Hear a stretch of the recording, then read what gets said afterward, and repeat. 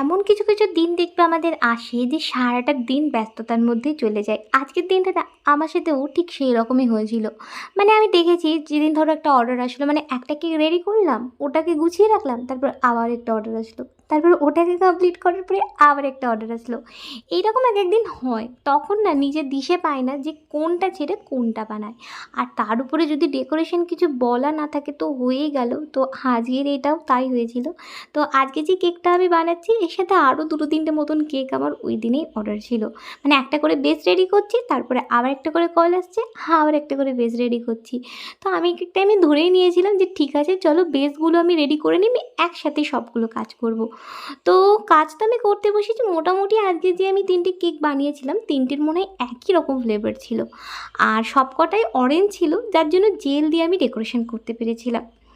তো আজকের এই কেকটা আমি যখন বানিয়েছিলাম কোনো রকম আমার মাথার মধ্যে নেই যে এর কী ডেকোরেশন করব বা না করব। তাহলে চলো ভিডিওটা দেখতে দেখতে ভাবা যাক আজকে ডেকোরেশনটা আমি কি করি না করি। তো তোমরা যারা আমার ভিডিও দেখো তোমরা তো অলরেডি জানো যে আমি প্রত্যেকটা কেকে তিনটে করে লেয়ার করি।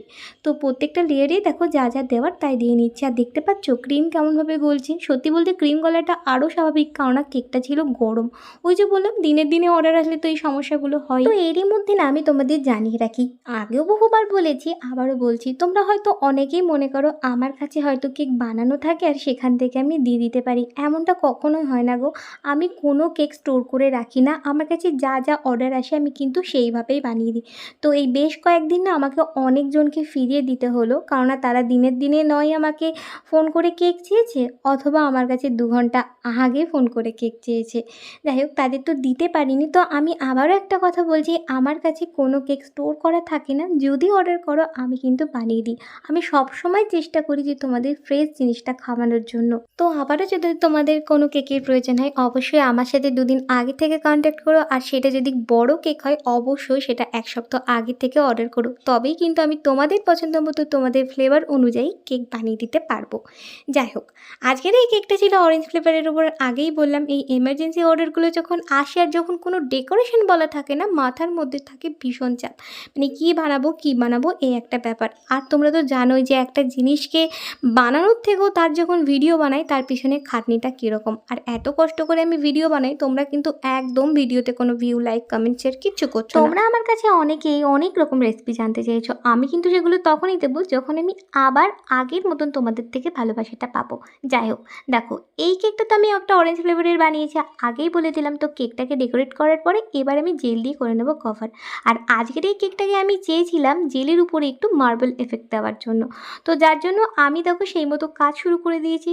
আর জেলের উপর মার্বেল এফেক্ট আমি অনেকদিন আগে একবার দেখিয়েছিলাম, তো আজকেও চলো আরেকবার দেখিয়ে দিই। তো কেকটাকে তো প্রথমে জেল দিয়ে উপরটা কভার করে নিলাম, এদিকে নিজের কতগুলো পছন্দ মতো কালার আমি জায়গায় জায়গায় এক ফোঁটা করে দিয়ে দিলাম। আর তারপরে কিচ্ছু না, এরকম একটা নাইফ প্যালেট নিয়ে সুন্দর করে ঘুরিয়ে দেখো কত সুন্দর একটা মার্বেল এফেক্ট কিন্তু চলে আসলো। তো এই ডেকোরেশনটা কেমন লাগলো আমাকে অবশ্যই জানিও। তো মার্বেল এফেক্টের উপরে আমি ভাবছিলাম এবার কি করা যায়। আগেই বললাম আমি কিচ্ছু ভাবিনি যে কেকটায় কী ডেকোরেশন করব না করব, পুরোটাই কাজ করতে করতে ভাবছি।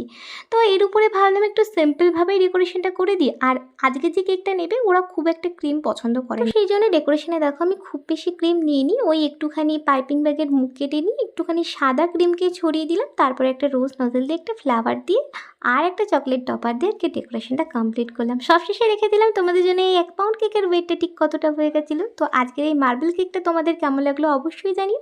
যদি ভালো লেগে থাকে তাহলে অবশ্যই একটা লাইক কমেন্ট অ্যান্ড শেয়ার করে দিও। আবারও দেখা হবে নেক্সট কোনো ব্লগে, ততক্ষণের জন্য সবাই খুব ভালো থেকো। আজকের মতন টাটা।